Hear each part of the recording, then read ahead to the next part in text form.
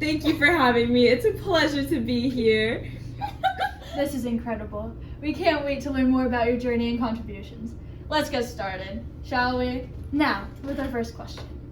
Were your enlightened ideals a reason to help establish the U.S.? Well, my enlightened ideas played a significant role in my efforts to help establish the USA. The values of reason, tolerance, and progress that were central to the Enlightenment era greatly influenced my thinking and actions. I firmly believed in the power of education, free inquiry, and the pursuit of knowledge, which are all fundamental to the ideas of enlightenment. These principles guided me in advocating for government built on the consent of governed individual rights and the separation of powers. It was my aim to lay the groundwork for a society founded on the enlightened principles of rationality and freedom, where every citizen could have the opportunity to flourish. Oh, well, isn't that just wonderful? Now, for our second question. Did you push for education for all genders? Wow, that's a fine question. The pursuit of knowledge and the advancement of education has always been close to my heart. While I may not have spoken specifically on the issue of education for all genders during my time, I firmly believe in the importance of providing education, equal opportunities for learning, and intellectual growth.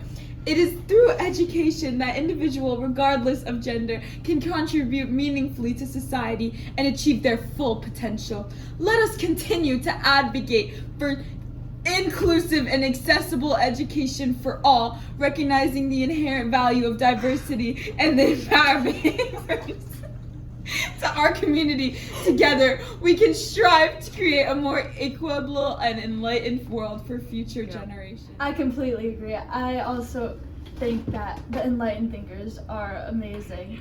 Well, for our next question, did you meet any enlightened thinkers while you were in France? Indeed! My time in France allowed me to engage with many enlightened thinkers and philosophers who greatly influenced my own view and contributions to the age of enlightenment. Among them, I had the pleasure of meeting with Voltaire, Réussi, and de Bleriot, to name a few.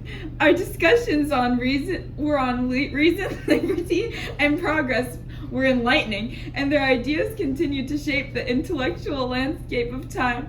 Remember, the exchange of ideas with fellow thinkers is a valued pursuit, fostering intellectual growth and mutual understanding. Let us continue to explore the rich tapestry of enlightenment throughout its enduring legacy. Well, Mr. Franklin, what made you so interested in inventing in the first place? Well, my interest in inventing is fueled by a deep curiosity about how things worked and their desire to improve the world around me.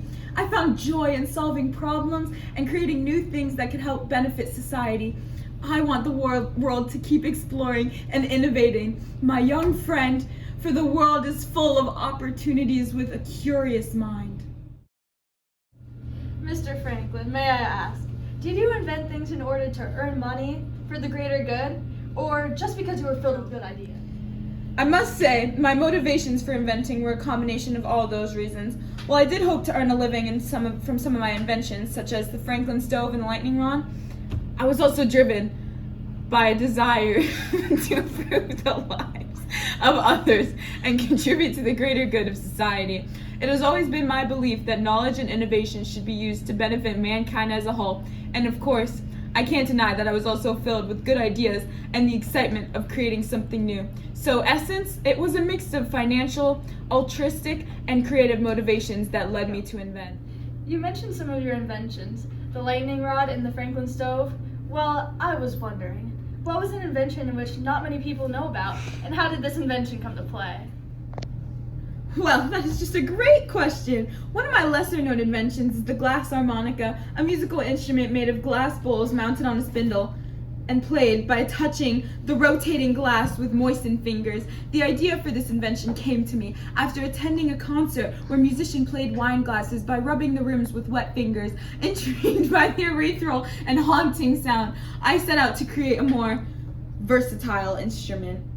Speaking of your inventions, how was the idea of electricity sparked in your brain? Well, you are quite the joker, aren't you? The idea of electricity came through me through a series of experiments and observations.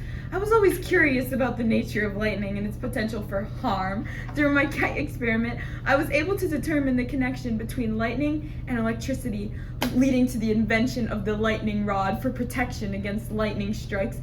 It was a thrilling and enlightening discovery, one that had a lasting impact on the world. Speaking of having a lasting impact on the world, did you share your inventions and ideas to the public or only to your That's friends? just a mighty fine question, dearie. I've always believed in the power of sharing knowledge and inventions with the public.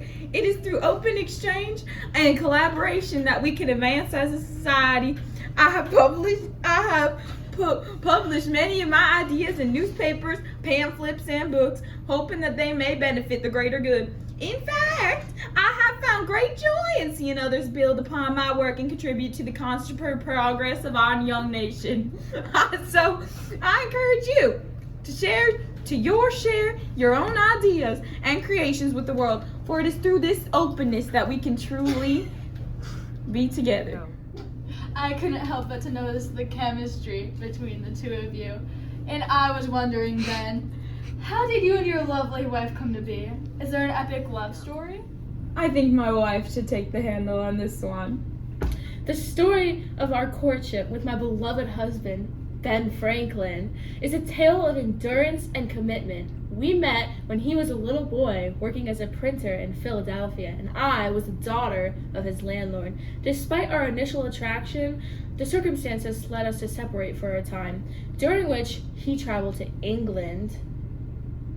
Upon his return, he discovered that I had married another man during his absence. However, due to the unfortunate circumstances, I was not legally married, and we were able to get rid of the situation and marry in 1730. Our marriage was not without challenges. And a loyal partner, supporting him through his endeavors and contributing to the household with my own industry and my wisdom. Our love story may not be the stuff on epic romance, but it was built on mutual respect, trust, and the shared goal of building a life together. You see, the French Revolution is indeed a topic of great significance and complexity. As an observer and a participant in the American Revolution, I cannot help but have a strong opinion about the events unfolding in France. While the principles of liberty, equality, and fraternity that drove the revolution are admirable, the violent upheaval and radical changes that ensued have also raised concerns about the stability and long-term impact of such actions. History has shown that revolutions, while often necessary for progress, can also bring about an unexpected consequences and challenges. It is crucial to approach the study of the French Revolution with a critical and nuanced perspective, considering both its ideals and turbulent aftermath. And that concludes our interview with the incredible Benjamin Franklin. Thank you, and once again, for sharing your wisdom and insights with us today. Your contributions to science and the founding of our nation are truly remarkable. Stop it. It's been a pleasure to be here with you and talk about our love story and my Benny Boo's inventions. Thank you once again, Mr. Franklin, for gracing us with your presence. And thank you to our viewers for joining us today. Pursuing greatness. Goodbye. Farewell, and may your future be as bright as the sparks of electricity I once harnessed. Take care.